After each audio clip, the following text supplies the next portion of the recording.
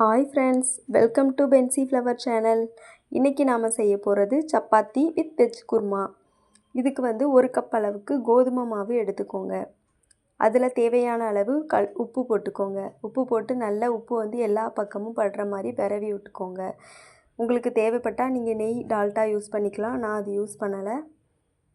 அதனால பரவி விட்டுட்டு தேவையான தண்ணி ஊத்தி நல்ல பிசைஞ்சு விடுங்க. உங்களுக்கு தண்ணி தேவைப்பட்டா மறுபடியும் ஊத்தி பிசைஞ்சிக்கலாம். நல்லா பிசைஞ்சதுக்கு அப்புறமா இந்த மாதிரி ஸ்டேஜ் வரையில ஒரு 2 டிராப் அளவுக்கு ஆயில் ஊத்தி பிசைஞ்சு வச்சுக்கோங்க. அதுக்குள்ளே நம்ம வந்து குருமாக்கு ரெடி பண்ணலாம். குருமாக்கு தேவையான பொருட்கள்: கேரட், உங்ககிட்ட கேரட் உருளைக்கிழங்கு இல்லைனாலும் வெறும் வெங்காயம் தக்காளி வச்சு கூட நீங்கள் செய்யலாம். பட்டை, கிராம்பு, பிரியாணி இலை, இது மட்டும் தான் நான் போடுவேன். பட்டை, 2 கிராம்பு,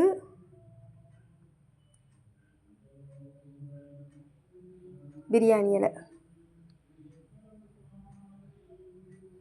வெங்காயம் போட்டு நல்லா வதக்கிக்கோங்க. அதுக்கப்புறம் அது நல்லா பொரிஞ்சதும் இஞ்சி பூண்டு பேஸ்ட் நல்லா வதங்கினதும் தக்காளி போட்டுக்கோங்க. தக்காளி போட்டு நல்லா வதக்கிக்கோங்க. தக்காளி போட்டு நல்லா வதக்கினதுக்கு அப்புறமா தக்காளி வதங்குறதுக்கு தேவையான அளவு உப்பு போட்டுக்கலாம். உப்பு போட்டு நல்லா வதக்கி விட்டுக்கோங்க. அது வதங்கினதும் மஞ்சள் தூள், மிளகாய் தூள், கரம் மசாலா இந்த 3 தேவையான அளவு சேர்த்துக்கோங்க. நான் வந்து வத்தல் பொடி காரத்துக்கு ஏற்ற மாதிரி நீங்கள் சேர்த்துக்கோங்க. நான் கம்மியாக தான் போட்டிருக்கேன்.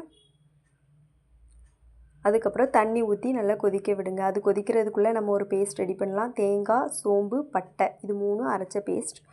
இதில் வந்து ரம்பா இலை போட்டிருக்கோம். அதுக்கப்புறம் அரைச்ச பேஸ்ட் ஊற்றிக்கிடுதோம்.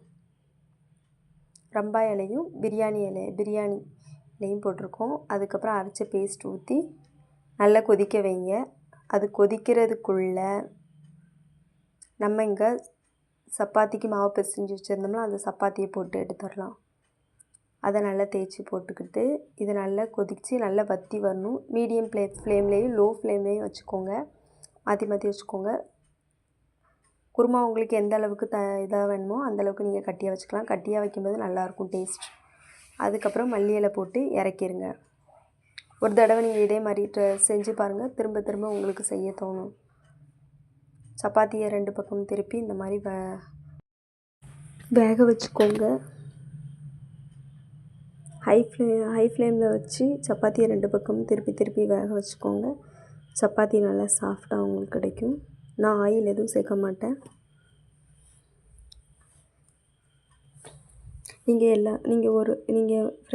ஒரு தடவை இதே மாதிரி சப்பாத்தி குருமா ட்ரை பண்ணி பார்த்துட்டு எப்படி இருந்துச்சுன்னு எனக்கு கமெண்ட்டில் சொல்லுங்கள். இந்த வீடியோ உங்களுக்கு பிடிச்சிருந்துச்சுன்னா சப்ஸ்கிரைப் பண்ணி வச்சுக்கோங்க. அப்போ தான் எங்கள் வீட்டில் நாங்கள் பண்ணுற குக்கிங் வீடியோ எல்லாமே உங்களுக்கு போடுவோம். டிஃப்ரெண்ட்டாக இருக்கும். என்ன டெய்லி என்ன குக் பண்ண அப்படின்னு யோசிக்கிற உங்களுக்கு இதை ட்ரை பண்ணி பாருங்கள். எப்படி இருக்குன்னு நீங்கள் ஃபீட்பேக் சொல்லுங்கள்.